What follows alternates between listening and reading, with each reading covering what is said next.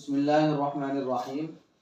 خواتین کے لباس کے متعلق تیسرے نمبر پر جو شرعی اصول ہے وہ یہ کہ لباس اتنا تنگ اور چست نہ ہو جس سے جسم کی حیت اور ابھار معلوم ہو۔ چنانچہ امام مسلم نے صحیح مسلم کتاب اللباس باب النساء الکاسیات میں ایک روایت نقل کی۔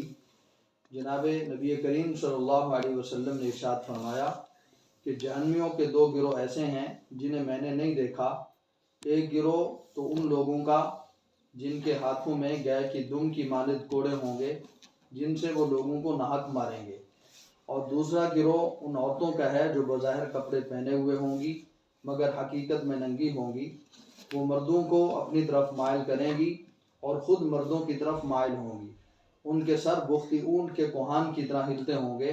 ایسی عورتیں نہ تو جنت میں داخل ہوں گی اور نہ جنت کی خوشبو محسوس کریں گی، حالانکہ جنت کی خوشبو اتنی دوری سے محسوس ہوتی ہوگی۔